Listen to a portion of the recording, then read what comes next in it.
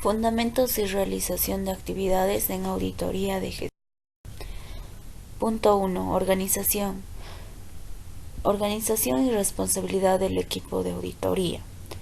Para cada trabajo de auditoría se conformará un equipo de trabajos en el que estará de acuerdo con el grado de complejidad y volumen de las actividades a desarrollar. En la conformación del mismo se deberá considerar también la rotación del personal para los trabajos en diferentes entidades, continuidad del personal hasta la finalización de la auditoría, interdependencia de criterio de los miembros del equipo, equilibrio en la carga de trabajo de los auditores. El presupuesto de tiempo para cada auditoría deberá conformarse durante la planificación y señalarlo para cada miembro del equipo y para cada componente de la auditoría.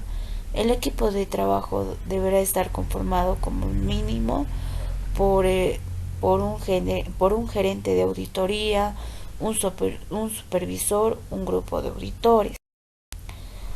Punto 1. Funciones y responsabilidades del gerente de auditoría.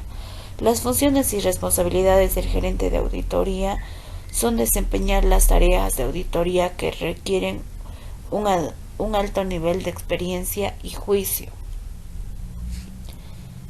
Entre sus principales funciones deberá asegurarse, vigilar y revisar los papeles de trabajo, asegurarse que todos los puntos de interés estén debidamente expuestos y preparar el resumen, y se encargará de preparar el resumen de la auditoría. Revisará los informes de la auditoría emitidos.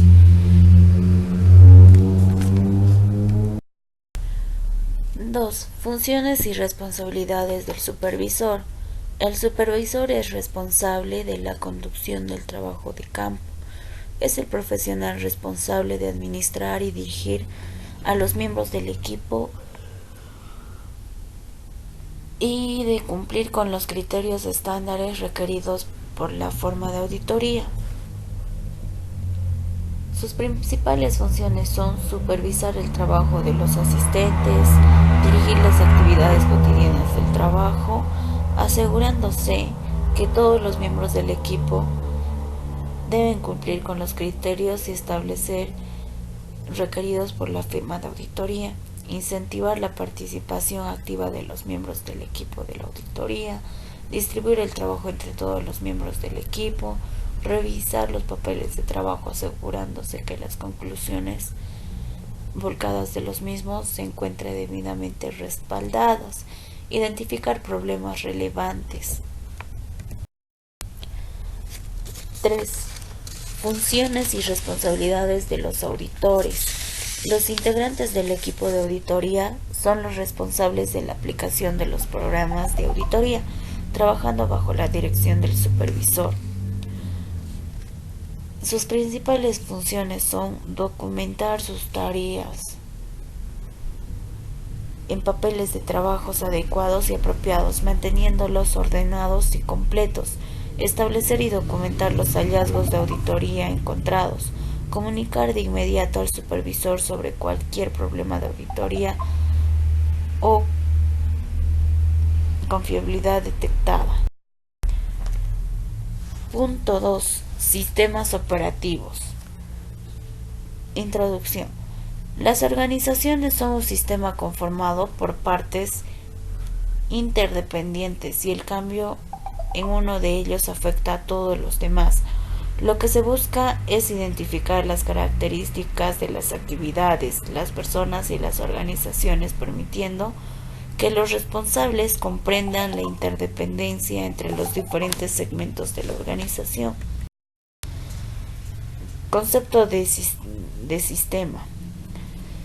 Un sistema es un conjunto de componentes o partes que tienen un orden preestablecido y armónico, que se interrelacionan y interactúan entre sí a fin de lograr los objetivos comunes, un resultado esperado. Funciones de un sistema.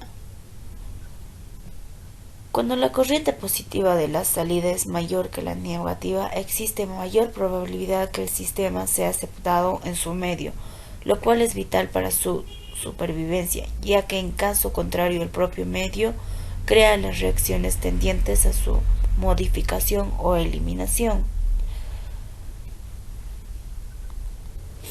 Aquí constituyen tres puntos: entrada, proceso, salida y por último que es la retroalimentación. En la entrada constituyen los insumos que los sistemas abiertos necesitan abastecerse para funcionar, las cuales son adquiridos del medio en que se operan. Por ejemplo, las instituciones requieren materiales, recursos humanos, financieros y otros insumos en forma genérica. Proceso: es la etapa en la cual el sistema transforma los insumos o energía en productos o servicios que de alguna manera vuelve al medio o son utilizados como energía en otra fase del proceso de conversión o producción. La salida constituye el producto final que el sistema pone en medio para efectos de análisis. Se pueden clasificar entre positivos y negativos. En cuanto a la retroalimentación, a fin de cumplir los objetivos planeados, el sistema utiliza energía para desarrollar las actividades, pero por diversas razones ese objetivo no siempre se alcanza en forma exacta. La retroalimentación puede ser positiva de aceptación o negativa de rechazo. Esta reacción e información será utilizada por el sistema para orientar sus actividades. Punto 4. Alteración en las fases. Cualquier cambio o alteración que sufren las fases anteriormente indicadas tienen efectos en cadena, porque inevitablemente produce cambios o alteraciones en las demás fases. De esta forma es como se manifiestan las características de interrelación o interacción de los componentes del sistema. Punto 5. Las organizaciones como sistemas. Las organizaciones tanto públicas como privadas se consideran sistemas, debido a que constituyen un conjunto conformado por varios componentes o subsistemas dispuestos en un orden establecido de organización y funcionamiento que interactúan permanentemente para producir bienes y servicios, de acuerdo a un plan previamente formulado. Desde el punto de vista del funcionamiento de un sistema, las entidades públicas tienen las siguientes fases: insumos, procesos, productos, retroalimentación. Punto 6. Tipos de sistemas existentes en las organizaciones. Tenemos dos tipos de sistemas: sistemas operativos o de gestión y los sistemas de administración. Los sistemas de operación operativos de las entidades son aquellos cuyos procesos tienen la finalidad de transformar los insumos en productos o servicios finales, contribuyendo directamente a los objetivos y metas de la entidad. Sistemas de administración. Los sistemas de administración son aquellos cuyos procesos y productos permiten precisamente la administración de las entidades, es decir, apoyan en la planificación, organización, ejecución y control de las actividades, y en la utilización y combinación de los recursos disponibles para producir los bienes y servicios, contribuyendo indirectamente a los objetivos y metas de la entidad. Beneficios de la auditoría de gestión. ¿Cuáles son los beneficios de la auditoría de gestión? Uno es identificar oportunidades para mejorar. Asiste a todos los niveles de la gerencia. Mejora la comunicación. Proporciona evaluaciones objetivas de las diferentes operaciones. Ayuda a mejorar los controles internos en todas las áreas. Detecta desperdicios y contribuye al ahorro de costos. Evalúa todas las facetas de la organización. Ayuda a mejorar los servicios. El personal se siente controlado y mejora su trabajo. Proporciona bases para solucionar los problemas. Detecta indicios de irregularidad. Optimiza la reestructuración administrativa. Elimina de procesos improductivos. Elimina los procesos innecesarios. detección de activos improductivos, mayor confiabilidad en los procesos de emisión de estados financieros, participación e implementación de recomendación. Auditoría o diagnóstico preliminar. Durante esta etapa es donde se obtiene información general de la entidad sujeta a análisis. También pues va identificando a qué se dedica la empresa, la entidad, cuál es su actividad diaria. También identifica las áreas críticas de mayor riesgo. Todo eso, ¿no? Y después la información obtenida durante toda la parte de estudio preliminar le sirve al auditor hacer el documento llamado Memorándum de Planificación, que es el MPA. El mismo, una vez acabada la etapa de la elaboración de memorándum de planificación, se les hace conocer a todo el equipo de auditores para que cada uno de ellos conozca la actividad, las partes importantes de la empresa. Entonces, esta etapa comprende las siguientes partes. Uno, que es el estudio preliminar. Dos, la revisión de la legislación, los objetivos, políticas y normas de la entidad. 3, el estudio de control interno. 4, es el memorándum de planificación de auditoría. 5, programas de auditoría operativa. Luego, cada uno de ellos estaremos explicando más adelante. La primera etapa de la planificación es el estudio preliminar. El objetivo del estudio preliminar es obtener un panorama general de las pautas fundamentales que regulan las metas y objetivos de la entidad. También conocer el funcionamiento y operaciones del ente auditado, o sea, qué es lo que produce o a qué se dedica la entidad. Después es obtener información técnica y administrativa vigente, tales como organigramas, manuales de funciones, de procedimientos, informes técnicos, financieros recientes, convenios laborales, fuentes de financiamiento, su aplicación, así como presupuestos aprobados. También identificación de riesgos inherentes y de control, así como los controles gerenciales. Dentro del estudio preliminar, estas se dividen en aspectos generales y específicos de la entidad. Dentro de los aspectos generales están aspectos generales relacionados con el entorno. Dentro de estas están aspectos económicos, aspectos políticos, aspectos sociales, aspectos culturales, aspectos demográficos, aspectos ambientales, aspectos relacionados con las características internas de la entidad, sistemas de planteamiento, modelo organizacional, sistemas de control interno, sistema de personal, recursos.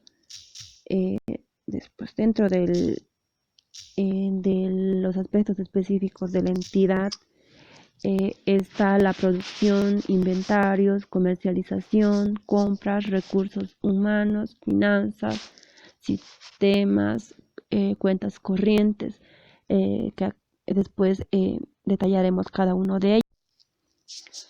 La segunda etapa de la planificación es la revisión de la legislación, objetivos, políticas y normas de la entidad.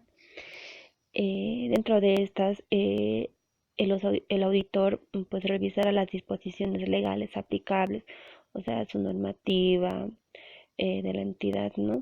Después están los objetivos de la entidad, las políticas generales de la entidad. Después está la normativa externa e interna que tengan incidencia directa en el desarrollo.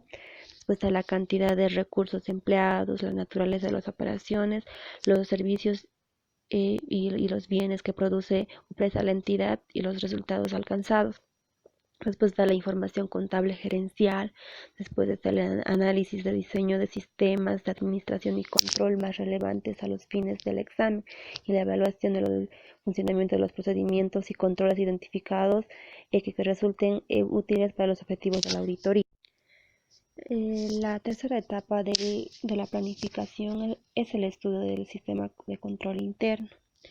El sistema de control interno incluye el plan de organización, son todos los métodos, las políticas y los procedimientos que adopta una entidad, pues para, para asegurarse que se logren todos los objetivos eh, planificados.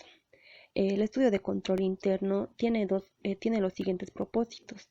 Uno es identificar áreas críticas de mayor significación que merezca un examen y cuyos resultados representan beneficios importantes para la entidad. Dos es establecer el alcance de las pruebas a ser aplicados en las otras fases de la auditoría. Tres es determinar los recursos humanos necesarios para las siguientes fases de la auditoría. La cuarta etapa de la planificación es la elaboración de memorándum de planificación. El memorándum de planificación de auditoría operativa resume los aspectos claves de la planificación de auditoría, cuya estructura se describe a continuación. Uno son los términos de referencia. Dos está la información sobre los antecedentes operacionales de la entidad y sus riesgos inherentes. Después está la estructura organizativa de la entidad. 4 es los sistemas de información financiera y contable. 5 es la evaluación del sistema de control interno. 6 es el ambiente de control. 7 es el enfoque de auditoría. Después están los trabajos realizados por la unidad de auditoría interna y externa. Apoyo de especialistas. Después está administración de trabajo. Después está programas de trabajo. Comenzamos con los términos de referencia. Es muy importante saber que antes de empezar cualquier trabajo tenemos que saber el objetivo del trabajo, después está el alcance, también tenemos que saber los procedimientos que vamos a realizar durante la auditoría. Entonces, esta etapa comprende los siguientes aspectos. Uno es la naturaleza del trabajo.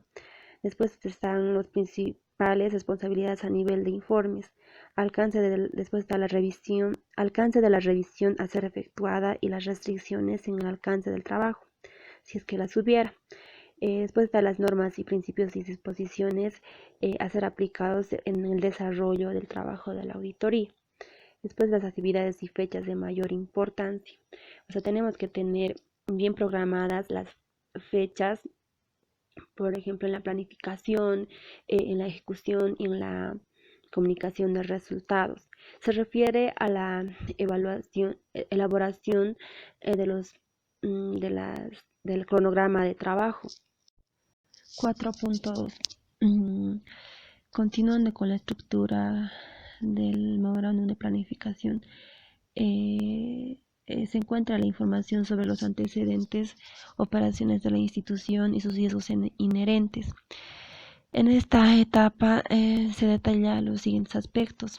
Uno es la estructura patrimonial, organizativa y marco legal de la entidad, principales productos o servicios, principales productos o políticas de mercadeo, métodos de operación, políticas de compra y venta, principales de clientes y proveedores, principales fuentes de generación de recursos, la estructura gerencial. Después en la 4.3 se encuentra la estructura organizativa de la entidad. Nos dice que se debe incluir en la planificación se debe adjuntar un organigrama y hacer mención el grado de concentración de toma de decisiones, también como la cantidad de empleados dependientes de cada área. 4.4 Sistema de información financiera y contable. En este punto se detallará la información financiera emitida por la entidad, registros contables y presupuestarios utilizados, especificando la periodicidad con la que se emite dicha información. También deberá ser descrito de los problemas detectados en la aplicación de los principios contables en los anteriores años, a fin de tener una idea global de planificación. Después, en 4.5 está la evaluación del sistema de control interno. Se expondrá los resultados de la evaluación del sistema de control interno identificando las áreas operativas críticas sobre las cuales se concentrará el trabajo de auditoría operativa. Después está el ambiente de control interno. Se deberá mencionar el compromiso existente de la gerencia para generar un ambiente favorable hacia la aplicación de los controles, es decir, la importancia que la gerencia otorga a los controles y la exigencia que ejerce para obtener información útil, oportuna y confiable. 4.7. Enfoque de auditoría. Se deberá mencionar en términos generales los siguientes aspectos. A, que es la selección preliminar de hallazgos de auditoría en base a problemas que se pueden identificar con respecto a eficiencia, eficacia, economía y la protección que generalmente concierne a los intereses de la entidad. El volumen de ingresos y gastos. B, procedimientos específicos requeridos para las áreas de mayor riesgo o para temas que requieren una atención especial. C, la evaluación de los controles a través de pruebas detalladas de cumplimiento de controles claves u otro tipo de procedimientos. D, otro tipo de procedimientos analíticos o pruebas detalladas de transacciones. 4.8. Trabajos realizados por la unidad de auditoría interna. Es importante saber los resultados de auditorías internas y externas realizadas en anterior gestión para ver el cumplimiento de los mismos. 4.9. Apoyo de especialistas. En esta sesión se define en la necesidad que se tiene en las auditorías en tener especialistas, peritos en el tema. Depende de qué auditoría se esté haciendo. Por ejemplo, en auditoría operativa, pues se debe contar con especialistas como ingenieros, tal vez constructor civil y como etcétera. 4.10. Administración de trabajo. Se debe detallar un cronograma de trabajo con los siguientes puntos. Personal asignado, categorías, horas presupuestadas. Se debe realizar un cronograma de trabajo con esas características. El quinto punto de la planificación son los programas de trabajo.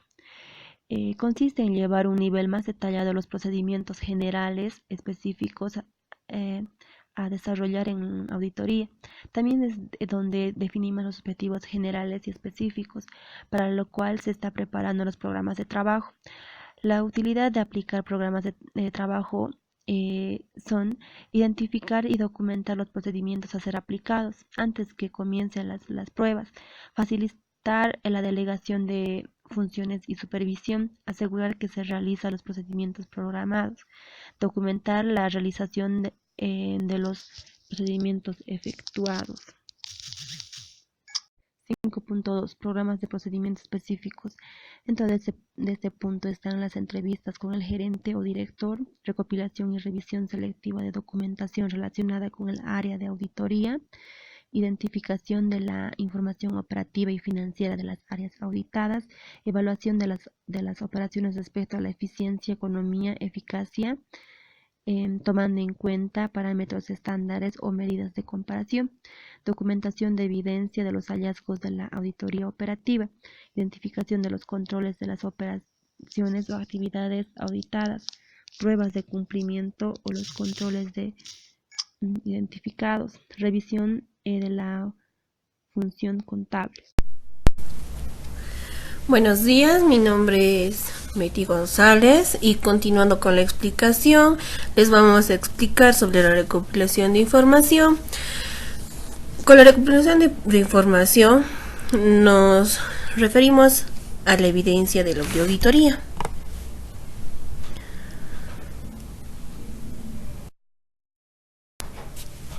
La evidencia de auditoría es información obtenida por el auditor que llega a conclusiones sobre las que se basa las conclusiones o opiniones de auditoría y se obtienen de una mezcla apropiada de pruebas de control, pruebas de detalle y procedimientos analíticos, la cual se aplica la NIA 500. Evidencia de auditoría establece que el auditor deberá diseñar y realizar procedimientos de auditoría que sean apropiados en las circunstancias con el fin de obtener evidencia suficiente y apropiada.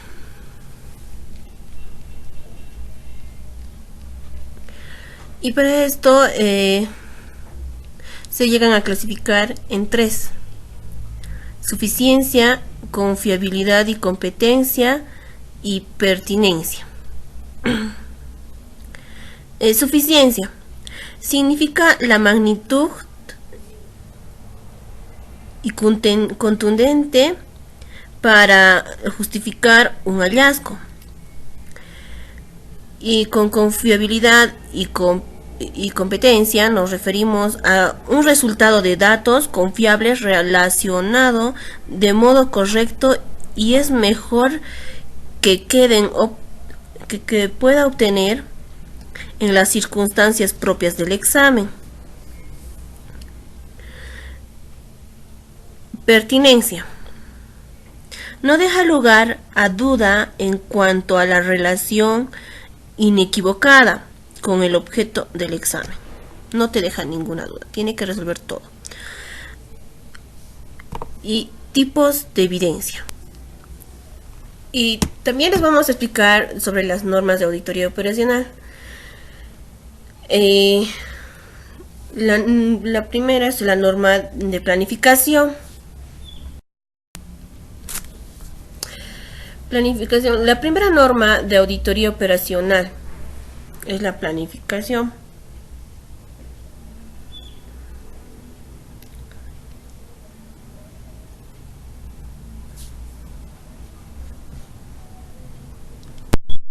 La auditoría de planificación de tal forma que los objetivos del examen sean alcanzados eficientemente. 2. La planificación de la auditoría debe permitir un acuerdo, desarrollo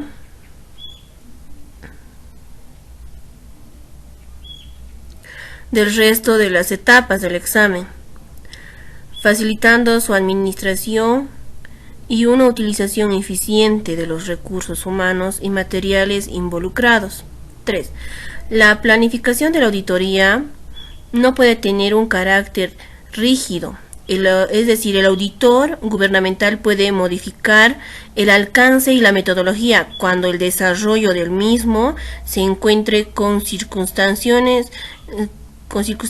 no previstas, como elementos desconocidos, y cuando los resultados del trabajo indiquen la necesidad de hacer variación a lo previamente establecido. 3. Al planificar la auditoría deben definirse los objetivos del examen, el objeto, el alcance y la metodología. Los objetivos individualmente o en conjunto pueden ser evaluar la eficiencia de los sistemas de administración y control interno, eficacia, eficiencia, economía de las operaciones. 5. El auditor gubernamental debe obtener una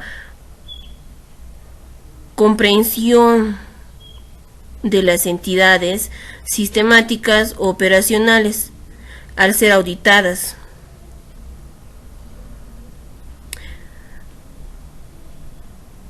6. Con base en el análisis de información obtenida sobre la trazabilidad de las operaciones y la evaluación del control interno, se debe identificar las áreas críticas, riesgos y efectos que serán El objeto de la auditoría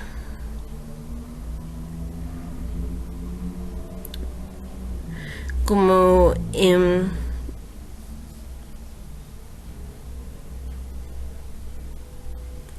7. Como resultado del proceso de planificación, se debe elaborar el memorándum de planificación de auditoría, documento que debe contener todos los aspectos detallados en la presente norma y aquellos que se consideren necesarios incluir y que tengan relación con los objetivos del examen, el objeto, el alcance y la metodología.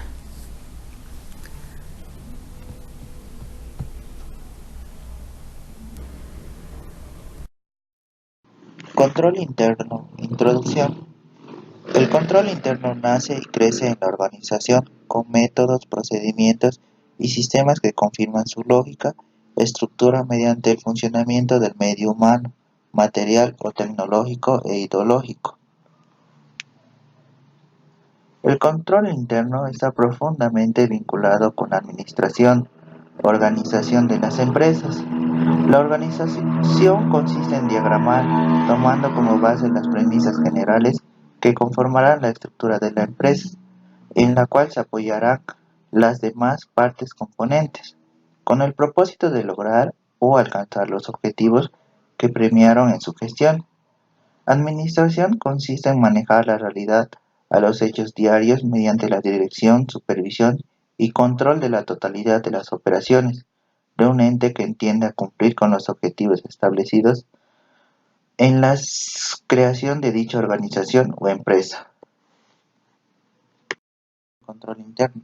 El control interno comprende el plan de organización y la totalidad de los métodos y procedimientos que en forma ordenada se adaptan en una entidad para asegurar la protección de todos sus recursos, la obtención de información financiera y administrativa correcta, segura y oportuna, la promoción de eficiencia operacional y la adhesión del personal, las políticas predefinidas por la dirección. Objetivos de control interno.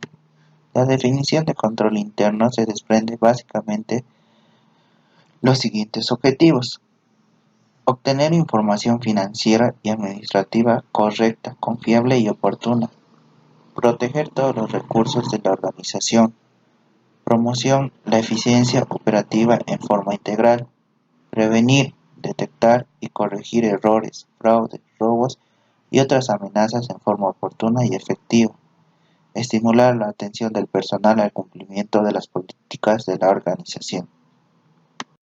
El control interno tiene 5 componentes. Uno de ellos es el entorno de control, que también lo llaman ambiente de control. Entorno de control. El entorno de control tiene incidencia en la estructuración de las actividades empresariales, en el establecimiento de los objetivos y en la evaluación de riesgos. Asimismo, influye en las actividades de la supervisión, que se extiende no solo sobre el diseño de los sistemas, sino también sobre su funcionamiento. El entorno de control marca las pautas de comportamiento de una organización y tiene una influencia directa en el nivel de concienciación del personal respecto al control. Constituye la base de todos los demás elementos del control interno, aportando disciplina y estructura. Entre los factores que constituyen el entorno de control se encuentra la honradez, los valores éticos y la capacidad del personal, la filosofía de la dirección y su forma de actuar, la manera en que la dirección distribuye la autoridad y la responsabilidad y la organización y desarrolla profesionalmente sus empleados, así como la atención y orientación que proporciona el Consejo de Administración. Elementos del entorno de control. Existen 4 elementos. 1. Integridad y valores éticos. 2. Competencia. 3. Consejo de la Administración y o Comité de Auditoría. 4. Filosofía administrativa y estilo de operación.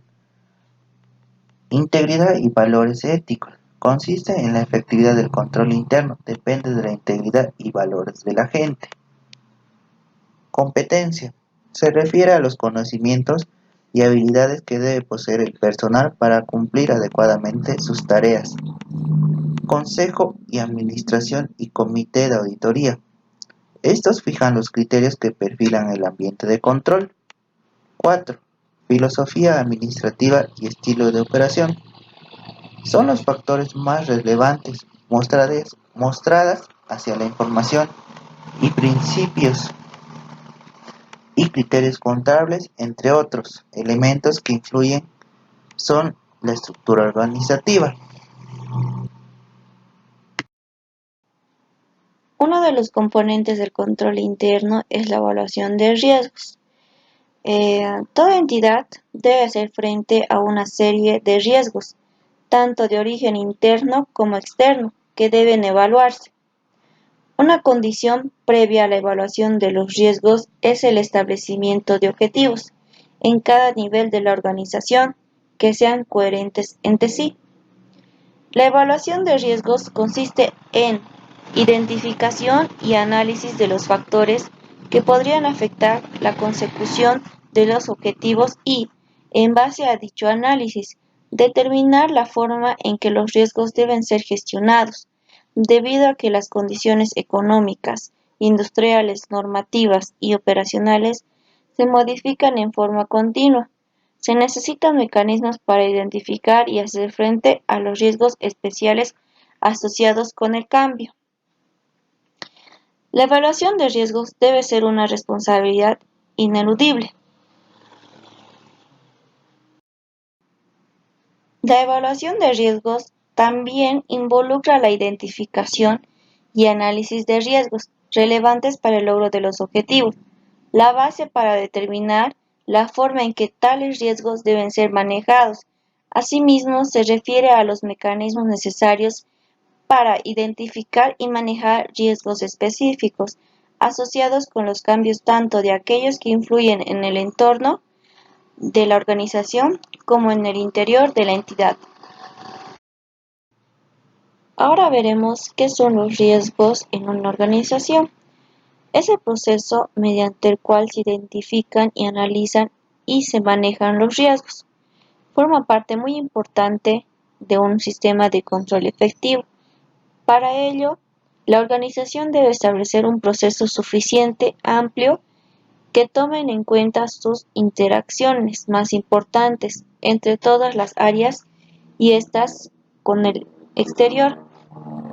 Desde luego, los riesgos a nivel global incluyen no solo los factores externos, sino también internos, como por ejemplo, una interrupción de un sistema de procesamiento de información, la calidad del personal. También los riesgos a nivel de actividad deben ser identificados, ayudando con ello a administrar los riesgos en las áreas o funciones más importantes. Desde luego, las causas del riesgo en este nivel pertenecen a un rango amplio que va desde lo obvio hasta lo complejo y con distintos grados de significación. El análisis de riesgos y su proceso, sin importar la metodología en particular, debe incluir la estimación de la significancia del riesgo y sus efectos, evaluación de la probabilidad de ocurrencia, establecimiento de acciones y controles necesarios. Ahora veremos cuáles son los objetivos de una organización. Uno de los objetivos es objetivos de operación, que son aquellas relacionadas con la efectividad y eficacia de las operaciones de la organización. Otro, objetivo de cumplimiento, que están dirigidos a la adherencia a leyes y reglamentos federales o estatales, así como también a las políticas emitidas por la gerencia. Otro, objetivo de información financiera, que se refiere a la obtención de información financiera contable. Ahora veremos otro componente del control interno, actividades de control. Las actividades de control consisten en las políticas y procedimientos que tienden a asegurar que se cumplen las directrices de la dirección, También tienden a asegurar que se toman las medidas necesarias para afrontar los riesgos que ponen en peligro la consecución de los objetivos de la entidad. También las actividades de control se llevan a cabo en cualquier parte de la organización, en todos sus niveles y todas sus funciones. Las actividades de control también son todas aquellas que realiza la gerencia y demás personal de la organización para cumplir diariamente las actividades asignadas. Esas actividades de control son las de aprobación, verificación, conciliación, inspección, revisión de indicadores de rendimiento, también la salvaguarda de los recursos, la segregación de funciones, la supervisión y entrenamiento adecuado. Las actividades de control son importantes, no solo porque en sí mismas implican la forma correcta de hacer las cosas, sino debido a que son el medio idóneo para asegurar un mayor grado de logro de los objetivos, y esto sí que tiene mayor relevancia para hacer las cosas correctamente. Información y comunicación. Aspectos generales. Los sistemas de información generan informes que recogen información operacional, financiera y la correspondiente al cumplimiento, que posibilitan la dirección y el control del negocio. Dichos informes que están generados internamente dentro de la empresa, que son actividades y condiciones externas que son necesarias para la toma de decisiones y para formular informes financieros. El empleador debe saber comprender la diferencia entre el desempeño o las actividades propias que se realizan en la entidad con la de los empleados. El personal debe disponer un sistema de comunicación de información que es importante para los niveles superiores de la empresa. Asimismo, también es necesario una comunicación eficaz con los terceros, que estos podrían ser los clientes, los proveedores, los organismos de control y accionistas. La información. Dentro de la información cumple distintos propósitos a diferentes niveles, que son los siguientes. El primero son los sistemas integrados a la estructura. Este sistema se encuentra estrechamente ligado a la planeación estratégica, forma parte de o está integrado con las operaciones. Estos apoyan en la implantación de las estrategias. El segundo punto son los sistemas integrados a las operaciones.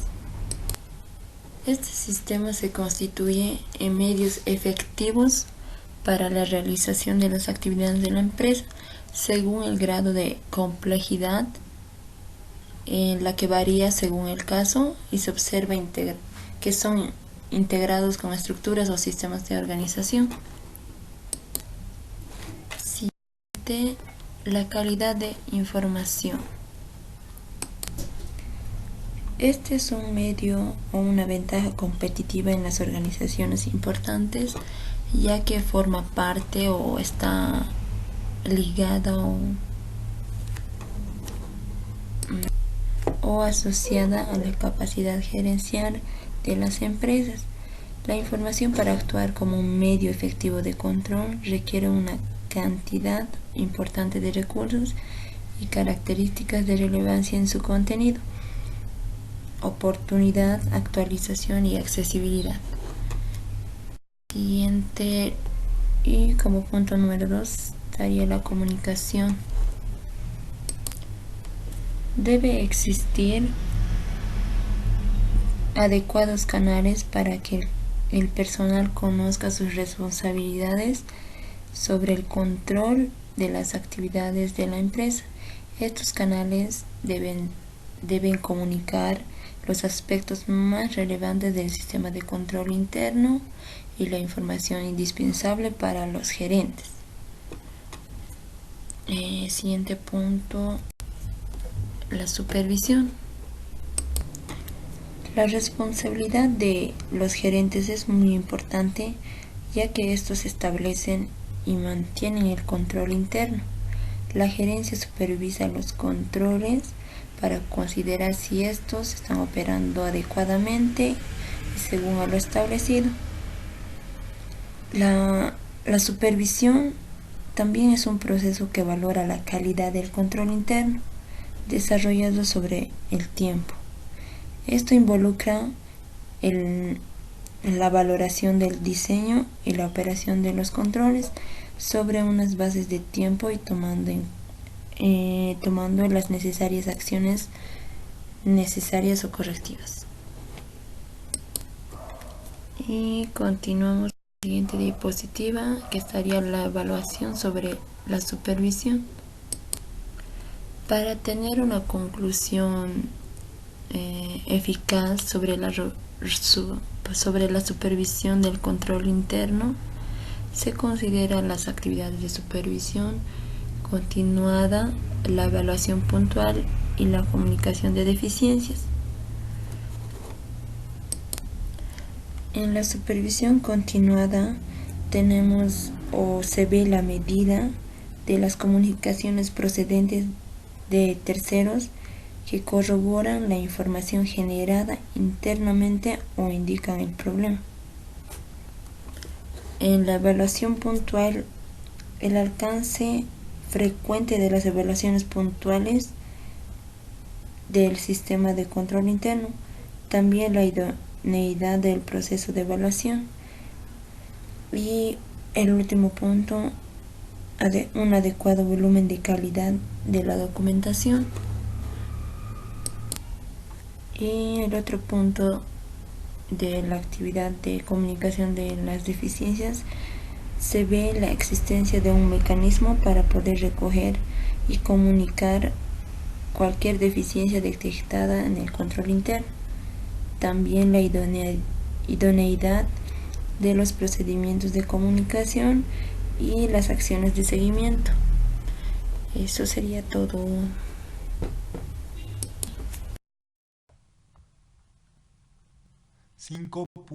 .14 Evidencia de auditoría y papeles de trabajo. El auditor debe obtener evidencia suficiente y competente, apropiada mediante la aplicación de pruebas de control y procedimientos sustantivos que le permitan llegar a conclusiones razonables en las cuales basan su opinión sobre los estados financieros de la entidad. 5.15 Propiedad de los documentos de auditoría. Papeles de trabajo. La propiedad está sujeta a aquellas limitaciones impuestas por la ética profesional y normas legales para prevenir la revelación indebida por parte del auditor sobre asuntos confidenciales relativos a la entidad. 5.16 Conservación y tiempo, custodia de los papeles de trabajo. La necesidad de la firma de retener la documentación del trabajo, papeles de trabajo. Todo detención dependerá de la naturaleza del trabajo y de las circunstancias de la firma. Ejemplo, necesita 1 que la documentación del trabajo proporcione un registro de los asuntos de importancia continua para los futuros trabajos. La evidencia de la auditoría operativa pueden clasificarse en testimoniales, documentales, físicas, circunstanciales, técnicas, pericionales, analíticas, informáticas. Evidencia testimonial. Son obtenidas mediante entrevistas, interrogaciones, declaraciones, encuestas, confirmaciones y otro tipo de doseo formal. Evidencia documental. Son propiedad proporcionada por los riesgos de contabilidad, contratos, facturas, informes y otro documento. Evidencia física. Emergente de la inspección u observación directa de las actividades o operaciones, bienes o sucesos. Evidencias circunstanciales. Como su nombre lo indica, son aquellas obtenidas por situaciones de tiempo, puede ser modo y lugar. Evidencia de técnico pericional. Son evidencias presentadas a requerimiento del auditor por personas u organizaciones especializados reconocidos que basan su trabajo en una labor científica. Y evidencias analíticas desarrollan mediante a cálculos testimoniales, comparaciones, estudios de índices y tendencias, investigaciones de variación, operación y no habituales y así. Evidencias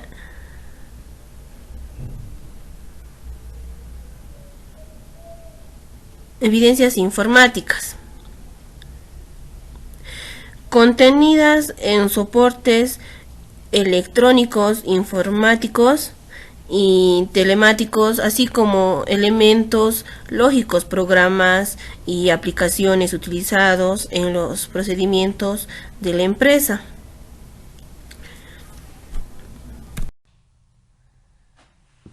Procedimientos de auditoría. La auditoría puede ser definida como la aplicación de un número de procedimientos o técnicas tendientes a obtener evidencia para determinar si las operaciones y actividades de la entidad se desarrollan en términos de eficacia, economía y eficiencia a una determinada fecha. Procedimientos para obtener evidencia de auditoría. Normas nacionales. La norma de auditoría 500, evidencia de auditoría emitida por el Consejo Técnico Nacional de Auditoría y Contabilidad del Colegio de Auditores de Bolivia, establece normas y proporciona una guía sobre lo que se constituye evidencia de auditoría. En una auditoría de estados financieros, la cantidad y calidad de la evidencia de auditoría que se debe obtener y los procedimientos de auditoría que usan los auditores para obtener dicha evidencia.